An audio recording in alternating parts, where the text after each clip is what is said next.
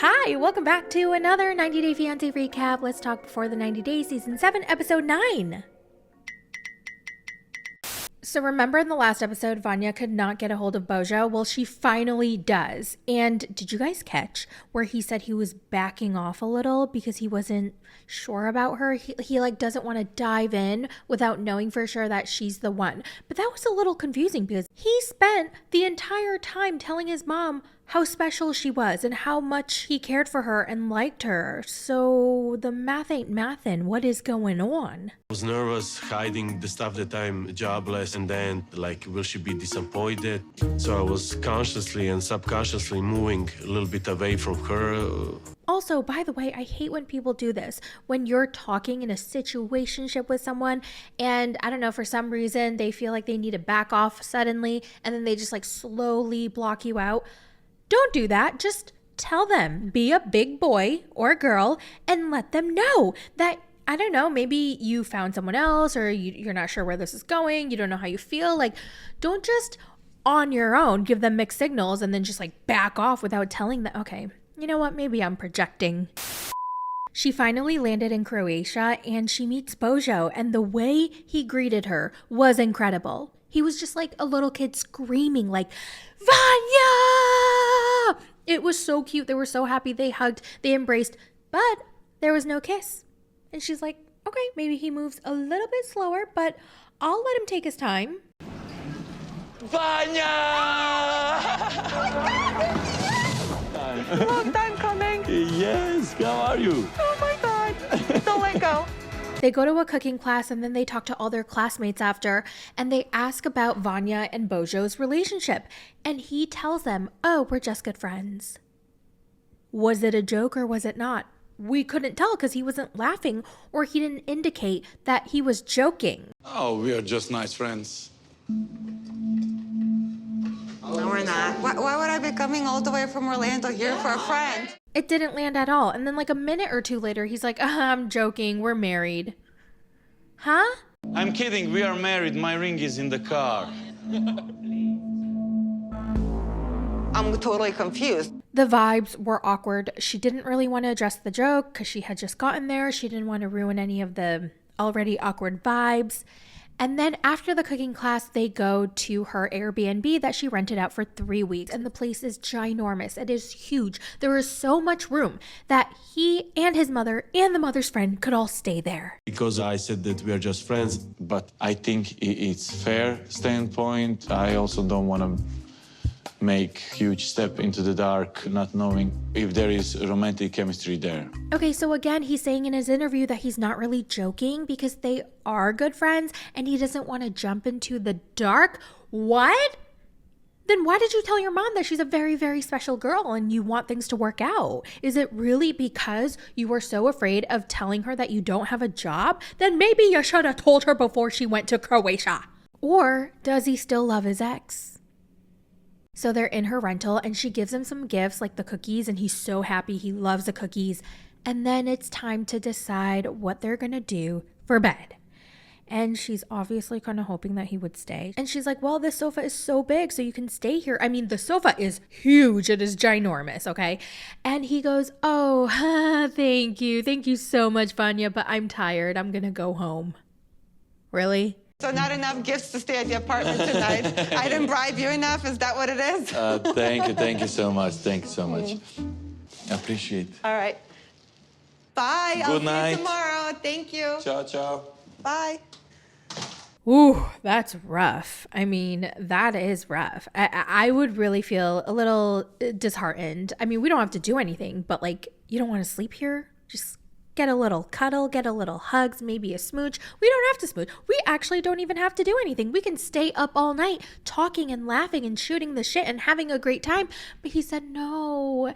And I felt for her in that moment. Honestly, unless he had a belly ache and he had to take a fat shit or a diarrhea, who knows? Guess who's back? Crazy Chicken Lady is back. Oh my God, did anybody else get chills down their spine when they were watching her?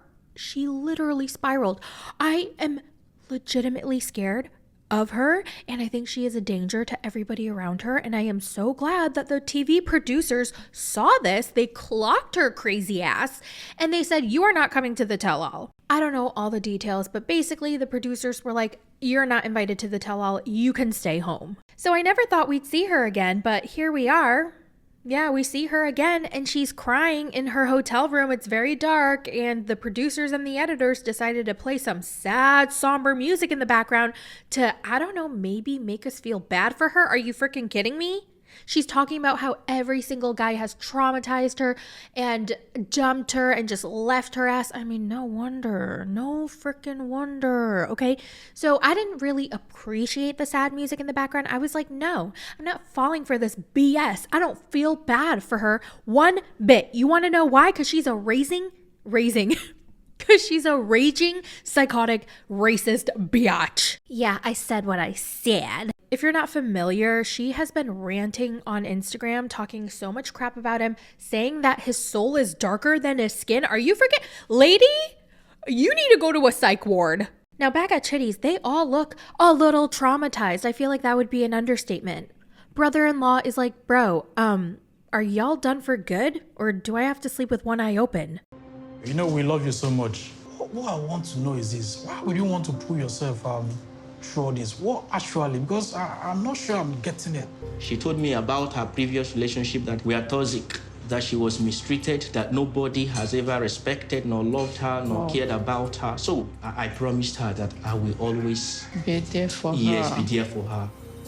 And then again, Chitty says a bunch of stuff like, oh, I always promised her I would be there for her. I wasn't going to be like the other assholes who left her, blah, blah, blah. And true love is this. You don't give up. And his sister Victoria goes, Chitty, please, I don't think that's a good idea. She's legit scared for her and her family. I don't blame her. I was scared too. And then she cries in the interview and she's like, after all this, if he chooses to still go with her, then I gotta let him go. He's a grown-ass adult. Like, what am I gonna do? Stop him? My sock smells good. Oh my God.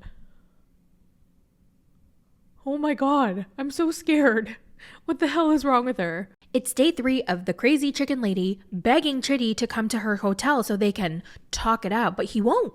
Instead, he goes to see his friend, who is also scared of Rainy. He's heard her talk about things like demons, aliens, and other scary stuff. He's having such a hard time with the fact that he has to end things with her. I really don't know why. It must be Stockholm Syndrome. He's acting like an abused victim. I really don't know why else he would feel bad. So he finally calls her and he's like, yeah, I will meet up with you to talk. And then we get a bizarre scene of Kookadoodle-Doo. It's a selfie video. She is in bed in lingerie that she bought after Chitty said that he would meet up with her. And she's talking all sultry like, Chitty, I got this lingerie for my Chitty because he said he's gonna go to the hotel and talk to me.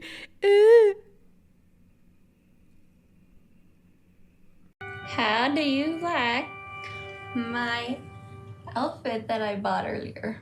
So this is the one that I bought that has lace, and I bought that obviously with Chitty in mind. Did anybody else get goosebumps? Can you imagine if the producers, if the cameramen were not there, what she would do? I would be scared. I feel like she's deranged. I feel like she's delusional. I feel like she is scary. Get her away from the franchise. Get her away from Chitty. I have to do a compilation. I keep saying that I will, but then I don't have the time. And when I do have a little free time, I just want to lay down and relax. But I'm going to do it. I'm going to do it. Go on Thoughts and Prayers, and I will post it there. Tiger Lily is going back to see Anan after a month of being away. But instead of going to Jordan, they're going to meet in Turkey. But she's very nervous about seeing him because he's been so controlling. He has a rule for pretty much everything she does in her life, and they just cannot stop arguing because of it. She goes to see her bestie Cruz to get her hair done, and she also brings a giant bag of clothes that Anan would not approve of to give to her other friend, what's her name, Shay. So she tells Cruz, Anan and I are fighting so much lately, and I don't know what to do about it. And he's like, what do you mean? What are you guys fighting about? And she goes, well, I told him that I need to go see a chiropractor, and he sent me a video of a chiropractor being ramming his female client, and he thinks that's gonna happen to me, and that is just ridiculous. He wants me to change all my healthcare providers from male to female. Oh, I don't know. I don't really know what to say. I don't know. And then we see the TikTok video that she's talking about, and it's literally a jacked, big, giant, muscular chiropractor, and he is blowing a girl's back. So he wants her to change all her healthcare providers, all the service providers that she sees, basically whoever is a male that she sees in her life, to change it to a female. She also says in their last argument, he had a legitimate panic attack. He could not breathe. He had to go to the hospital, and he was put on some blood pressure medication. I mean, damn. Do you guys think this is very manipulative or abusive? Like for a partner to like legit have a panic attack and freak out over this because he didn't get what he wanted. I've always wondered if it's classified as abusive because I was scrolling on TikTok and I found this. I swear TikTok is amazing because, well, not the content that I found is amazing. That it's not amazing. It is very sad. But TikTok's amazing in the sense that normal everyday people will post their personal shit and you can just find all of it. It's so crazy. So anyway, I found this video. You know what? Let me save this tangent for the end of the video and I'll share it if I can remember because so many people are like, just recap. Okay, just stick to the recap. So let me stick to the recap.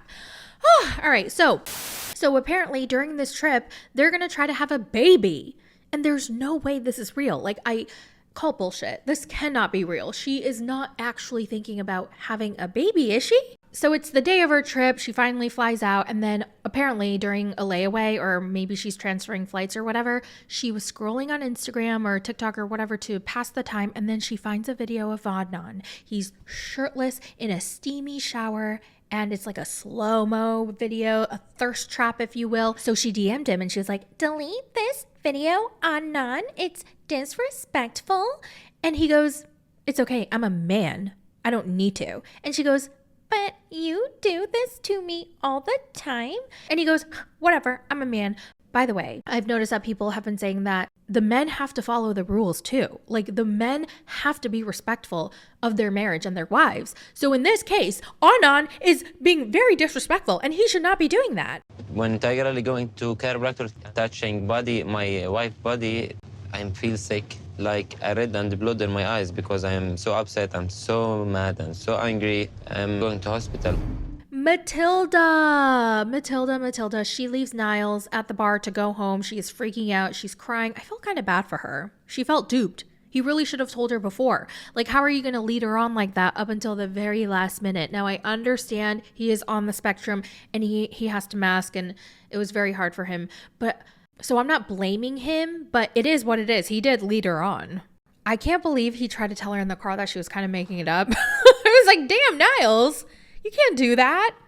There was a reason why you were scared to tell her this whole time because you knew that she was expecting you guys to get married because you led her to believe that. Don't play like that. Don't. But Niles, there were plenty of times when she was planning a wedding and you were talking to her that you didn't stop. It doesn't go with what you told me before, Niles, which is you told me that you knew she was planning a wedding and that you had not expressed to her that you weren't ready to get married yet. I've never seen this before. I mean, a producer does intervene sometimes here and there, but they've never called someone out, have they? Matilda is very upset. She probably feels gaslit too, because on top of leading her on this whole time and blindsiding her, he also tried to gaslight her in the car. And again, I don't think he was doing that on purpose, maliciously to hurt her, but it is what it is. He did what he did. But ultimately, he did apologize and he said he was masking and he was too scared to tell her the truth because he did not want to disappoint her and he didn't know how to handle it. And she forgave him afterwards, which I thought was very sweet. And it feels weird to kind of make comments about him and what he does because he is on the spectrum. And I don't know anything about people on the spectrum or autism. So I'm just going to shut the fuck up. At the very end, I found it funny. He was like, do you still want to drink tonight? And I'm thinking, no, but she probably wants to get dick down tonight. Ingrid begged her parents to meet Brian because Brian wanted to meet them and her mom reluctantly agreed. The dad didn't come. He was just like, nope, I'm not doing this shit. But the mom was like, oh, okay, fine, I'll come. So the mom comes and Brian gets her a gift. It's very awkward. It's like a purse, but it's not really wrapped. It was just in a bag. I don't know, whatever. Maybe it's the thought that counts. She doesn't really seem impressed. She doesn't really like him. She doesn't want to talk to him. He's constantly trying to strike up conversation, but she pretty much just kind of smiles, but not really. She doesn't even look in his direction. She kind of looks at him like he's got 8 legs. Oh, that's probably a bad joke. The whole time I was like, why doesn't she like him? Because I don't think Ingrid has told her mom about their problems. I don't know if she knows Brian's history. I don't think she knows that he was a drug dealer, right? Because then she definitely wouldn't have come to meet him. So I was wondering why she didn't like him so much. And the producer asks her point blank, do you not like Brian because he's in a wheelchair? I was like, damn, getting straight to the point. And she goes, no, I don't care about that. I'm not prejudiced like that. But I just don't understand why our only daughter wants to go to America. Like, why is she trying to date a foreigner? Like, we love our daughter. We want our daughter near. And apparently her dad still tells her what to do. Like, they still have a lot of say and control over her life and what she does, which I found a little bizarre, but yeah, okay. Despite Brian having no emotional intelligence and being an absolute creep, this was hard to watch. Because I have a lot of secondhand embarrassment. Not everybody experiences it, but I do. So that was really hard for me. I couldn't stop cringing. I felt bad, not because Brian deserves any sympathy, but I felt bad because I just could picture myself in that situation. And if somebody, like, I was trying so hard to talk to them and they just weren't giving me anything, that's awkward. And that's rough. And then when dinner's done, she's like, Mom, come join us for dinner. And she's like, no. I don't want to sit with you guys for dinner. I don't want to sit next to him. So Ingrid and Brian just had dinner by themselves. And then the mom goes home. And then Ingrid's like, oh God, I don't know how I'm going to marry someone that my parents hate. And I'm like, don't. You shouldn't marry someone your parents hate. I didn't realize this, but a lot of people get married to their like partner or their boyfriend or whatever, and their parents don't like them. They didn't approve of the marriage. I didn't know that was a common thing. Not that it's super common, but I'm just saying I really didn't think it happened often, but it does. And I don't think it's worth it. I don't know. For those of you who have in-laws that hate you, how do you deal with it? Lauren and Faith seem to have gotten a lot more comfortable. Did anybody else get that vibe? Yeah, I did. She seems a lot more laid back, and I don't like it. I was really hoping that she'd kick him to the curb, but I think she's dickmatized without getting the dick, but she's like imagining the dick and maybe she's dickmatized. I don't know. It was really sad when Faith opened up about her dad passing away of a heart attack when they were relatively young. And she also had 2 super young siblings. I think they were twins. They were only 2 years old. So the mom couldn't work because the mom had to take care of the twins and the other younger siblings. So what Faith and the older siblings ended up doing was they moved out, maybe I just added that in, but I think that a lot of times they go overseas or they have to go further away to get jobs. And so that's what she and her older siblings had to do. They had to immediately start getting jobs, working to help the family financially, to help the mom and blah, blah, blah. That's my purpose. I work hard for them. But the fact that you work so hard, right? And you love your family is amazing. And I want to be a part of that. Help your mom, help your family, get your brothers through school. And I'll do that with you. That's fine. And that's it for the recap. What did you guys think? Oh my God, this is so rare that I actually remember to talk about the thing that I put on hold, and I didn't even write any notes down. Wow. So as I was saying, I was scrolling on TikTok and I found a guy who posted videos of his girlfriend just having a complete meltdown, and it felt really awkward. It felt really inappropriate to watch, but the comments were very mixed. Some of the comments were like, oh my God, you are in an abusive relationship. She is an abuser. You have to get out. And also, oh my God. This is where I felt, okay, so too many thoughts at once. So basically she's screaming, crying, and I'm going to post the video, but I'm going to blur her face, okay? Melissa, I'm going to call the police. You just attacked me.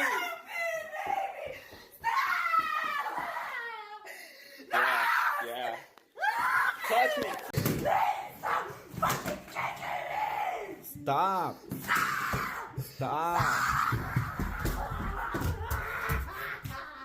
some of the comments were like, but what did you do? Did you provoke her? Because you know, a lot of abusers will push and push and push and push their partner so that they just freak the fork out and then gaslight them into thinking that they're crazy. So there was a lot of that in the comments, like, what did you do? What happened before? We need some more context. And in one of the meltdowns, she was freaking out, like begging her boyfriend not to break up with her or not to leave or whatever. And she's freaking out, throwing stuff, and his child is right behind, witnessing everything. And then I was like, oh, there's a child. No. Get out. I don't want to. Get I out. love you, baby. My son's scared of you. I don't care. I'm My son sorry. is scared of you.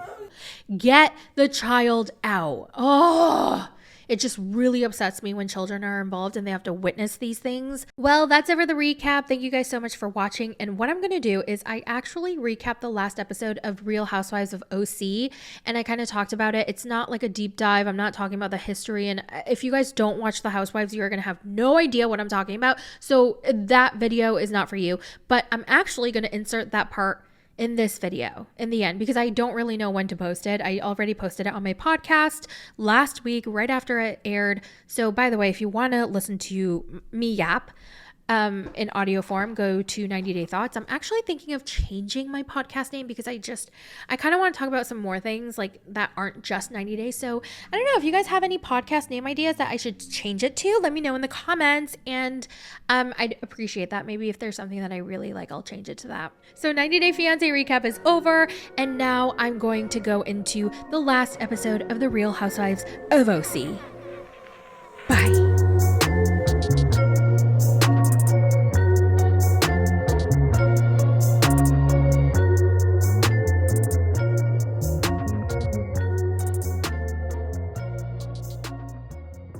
Hello everyone, welcome back to another reality recap. We're going to talk about The Real Housewives of OC season 18 episode 16. What the fork and forkity fork just happened? What a crazy effing episode. So let's start with where we left off. We left off where Jen barged into the room where Tamara and Heather were getting ready in. And she was like, you ordered a background check on Ryan, and she denied it. She was like, I swear on my children's life I didn't. And then 5 seconds later, she's like, okay, fine. But I didn't actually do it. I was just saying I would. It was just a joke. And Heather is just sitting there so far up Tamara's ass that you could, if Tamara opened her mouth, you could see Heather's head poke through. Through in the back of her throat. That's how far up she is Tamara's ass. I don't know what is going on. I don't know what kind of dirt Tamara has on Heather, but she has something, okay? And by the way, I have headphones in so I can listen to the mic, and you might hear a lot of like these sounds because I am holding my mic. Normally I have an arm that is holding the mic, but this arm, I paid $60. I feel like $60 is a lot of money, and it's already loose. Like it just won't stay up. So I'm holding it. And it's pretty heavy, and I don't have like a handle yet. So, okay, you guys don't care. Anyway, so Heather, I just, she's irking me so bad. I mean, she's been irking me ever since she came on the show. My sister and I have been watching the first few seasons where she came on, and she's insufferable. She was insufferable then, and she's still insufferable now. So Heather, can you believe Heather really told Jen to calm down? When Heather freaked out about Katie accusing her of staging paparazzi photos, she even said, my children are going to be affected by this. Like Heather really said that with a straight face. And she's telling Jen to calm down about Tamara investigating, doing a background check on Ryan and her her and her family, her loved ones. She's telling her to calm down when she just freaked out at Katie for, oh my God, I have to keep repeating myself because I cannot believe this. I cannot believe what is happening. Now, Shannon's kids meet up with her in London, and I just got to say, this is a side note, I loved all their sunglasses. Actually, in the last episode, when all the women were on the red bus, I was noticing their sunglasses. I'm like in a sunglass era. I'm loving sunglasses. So the girls have lunch with Shannon, and then Gina, Heather, and Tamara hang out. Emily, Jen, and Katie hang out. Heather says there's nothing more disgusting than a person who digs up information on somebody. And that's why she hates Katie, because she's like, Katie's been doing this for the last 6 months, and that's disgusting. So then why are you defending Tamara? Heather, why are you defending Tamara with your full fucking chest? I'd like to know. Okay, so apparently Katie's daughter Kylie, who's 18 or 19. By the way, Kylie is so freaking pretty. I legitimately thought she was a K-pop star. But anyway, that's besides the point. So apparently Kylie was babysitting Emily's 2 boys, and the 2 boys told Kylie when she was babysitting that we don't like Heather because Heather's mean to our mom, and my mom always talks about how mean Heather is. And then Tamara went and told Emily this, and Emily was like, no, my boys would never say this, and also I would never talk crap about Heather. Okay, nobody believes that. And now Heather is crying. She's crying. Why is she crying over this? A freaking literal teenager and 2 8-year-old boys allegedly talked about how mean you were. Why are you crying? You are not the victim here. Okay? First of all, it is true. You are a mean person. You're condescending, you're pretentious, and you're fucking mean. So you should look inwards and do a little self-reflection, Heather. Okay? Because I can't believe she was crying. She was like, so you're telling me that Katie's daughter said something about me? I'm like, are you kidding? Heather hates Katie with a passion. She's like, Katie's dead to me. I'm done with her. And I don't know, the look on Heather's face whenever she talks about Katie is the look that she had when she used to hate Kelly Dodd. And Kelly Dodd was a rabid animal. She was like horrible. And Katie's nothing like Kelly Dodd. Like, Katie's actually very pleasant. She said, oh my God, the things that she has said versus what Kelly Dodd has said are night and day. And she just hates Katie so much. Like, it's a passionate hate, the way she talks about Katie and the disgust, the disdain she has for her. So later they all meet for dinner, and at the dinner table, Tamara attacks Shannon. Gina asks her to stop, and then she attacks Jen. Tamara accuses Jen of trying to turn everybody against her.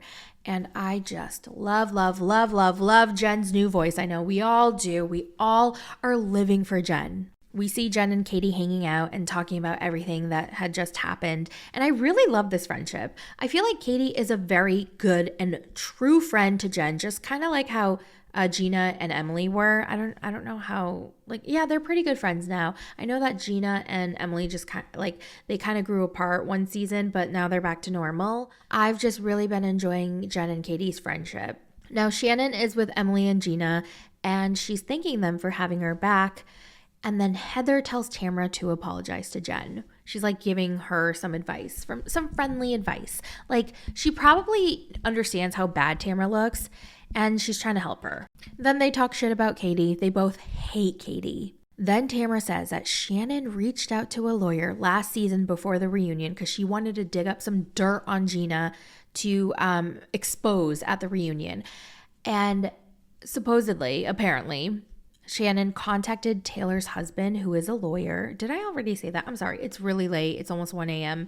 and I can't get my thoughts straight. So she contacted her husband, who is a lawyer. Sorry, I repeated that like 5 times. And asked him to dig up information on Gina and Travis. And she wanted to know if Gina had pushed Travis down the stairs. And apparently that's a rumor that Travis's ex-wife had started. I didn't know she was actually batshit crazy, the ex-wife, but she has been spreading really, really horrible lies about Gina. She has been telling the tabloids and the media that Gina beats Travis. So Shannon hears about this. She contacts a lawyer and she's like, hey, can you look into this and see if this is true? Because I want to expose this at the reunion and bring Gina down. So that's what Tamara is saying. What do you guys think? Do you guys think this is true? Like, if Tamara is making this up, that would be batshit. It would be literally insane. Oh, and we need to talk about Shannon's really bad constipation. She had not pooped in, I don't know, like several days, and her stomach was hurting so much. I felt so bad for her because has anybody else experienced really bad constipation? Because I have. I've been constipated to that level. One time, it was New Year's Eve in Boston. I was celebrating with my friends. I was over her house and I started to, like, my stomach started to hurt. And I remember going to the drugstore, getting laxatives, and I had to take it. And I was in her bathroom for over an hour, like hunched over. My stomach hurt so fucking bad. And it would just hurt and hurt and hurt. And then finally I had the urge to shit and I got on that toilet, you guys, sorry, TMI. And I just remember it just all came out and it was the most relieving feeling in the world. I just remember feeling like 1,000 pounds just came out off my shoulders, and the instant relief was insane. I could finally breathe again, and I was trying to hide it from my friends, but they totally knew. And then right after my explosive shit, we went out and partied and had a great time. So yeah, that's my constipation story. So in another scene, Heather, Emily, and Tamara are hanging out. Emily brings up the whole situation with Heather about her sons and how they called her mean and how that's a lie. Katie lied. Katie's planting stories. So now Emily hates Katie, Heather hates Katie, and Tamara hates Katie. Tamara then tells Emily that Shannon was trying to dig up information on Gina. Now remember, Emily and Gina are best friends, and so Emily gets really pissed off and she's like, you need to tell her ASAP. You need to tell Gina this right now. So they all meet up for this English roast meal, and as we know, this is going to be the meal from hell. Heather and Shannon have a side conversation. Oh my God, we need to talk about this because Heather, again, pisses me off. Oh my God, she pisses me off. So Shannon confronts Heather about that night she went to Heather to confide in her. She was like a mess. She was so broken. She felt like she thought long and hard. Who can I confide in? Who can respect my privacy and just like be empathetic? Oh, Heather. So she goes to Heather's house to tell her all this. And she tells her not to repeat this. And so Shannon's like, Heather, why did you tell all the girls while I was having lunch with my daughters? You literally did the exact thing that I asked you not to do. And Heather's like, no, I didn't. I didn't know this was confidential. You never said to not repeat this. And then the editors do us a solid and they insert the video clip where Heather was like, do not repeat this. And Heather acknowledging this. Heather literally says, I will not take this to the girls. I will not repeat it. Thank you, editors. Now back inside, Tamara is telling Gina about Shannon and how she tried to dig up information last year at the reunion, and Gina is pissed. Tamara's working hard. She's working overtime to get Gina to go against Shannon while Shannon's outside talking to Heather. Now, Gina points out, which I'm so glad she did. She was like, okay, but I'm mad at Shannon, but I'm also mad at you too, because you're bringing this up to me right now, a year later. So that means you and Shannon were talking about me and planning this kind of behind my back. Like, you had this information that Shannon was trying to dig up information on me to bring it to the reunion, and you didn't tell me. You're telling me this now because it's finally benefiting you? And Tamara goes, oh, I knew she would blame me. See, I told you she would turn it around on me. Shannon walks back inside with Heather and Gina goes, Shannon, we have a problem. And Shannon's like, what the fuck? What just happened? And she tells her, Tamara just told me that you were trying to dig up information about that I tried to push Travis down the stairs. And Shannon's like, oh my God, Tamara, you're the one who told me about that in the first place. Like, you were super involved in it. Don't act like you weren't involved. You're the one who told me the story. And oh my God, so much happened in this single scene that I had to rewind and rewatch it several times. Tamara is so good at gaslighting. It's kind of scary because she lies with such conviction that you start to question your own reality. You start to question your own sanity. You start to question what just happened. Like, you don't understand if your truth is the truth. You're like, is this really, what? Did that really happen? Like, that is how scary and how good Tamara is at lying. Honestly, there was a time like a couple of years ago where I did not believe that people could lie like that. Like, people could only lie by accident. Like, how naive of me, right? But now I know that there are professional pathological liars. Shannon has had enough. She finally gets up and just leaves. Her birthday cake is coming out. They're literally bringing out the birthday cake and singing to her, and she leaves. She's like, I don't want to deal with this anymore. And Jen, in her confessional, she summarized it perfectly. Tamara has a problem, and she might need to seek help. She's mean, and she's a bully, and she thrives off of it. And it is very, very concerning. Now, the question is, should she come back? Like, is it worth it? Because once she's gone, like if she gets fired and she doesn't get asked back, everybody's going to complain that this season is so boring. The new season, there's no drama. So do you think it's appropriate? Like the level of petty. No, it's not even petty. It's actually pretty evil and like crazy. Can you imagine if somebody tried to dig up actual information on Heather? Maybe that's why she can't stand Katie, because she doesn't want anyone to go there, like to actually find anything about Heather. Remember that one season? Oh my God, who was it? Someone brought up like a plastic surgery thing about Terry, and Heather shut that down so fast. She actually didn't want to film. She told the cameraman to stop filming.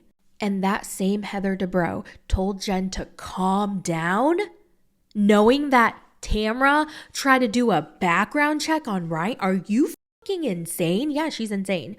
Her and Tamara, I don't know. Heather and Tamara sitting on a tree being mean girls. All right, you guys. Well, that's all I have for today. I caught up on life after lockup. I saw the first episode. I was trying to watch the first 3 episodes and do recaps, but I could only get to 1 because each episode is like an hour long. And I kept having to pause to write down notes because so much was happening. I love those episodes where it's packed with a lot of crazy stuff that you just have so much to say and so much to write down, and I do like those. So I only got to episode 1, which I'm gonna record I think tonight, we'll see, or tomorrow. But anyways, thank you guys so much for watching. Let me know all your thoughts in the comments, and I will talk to you in the next one.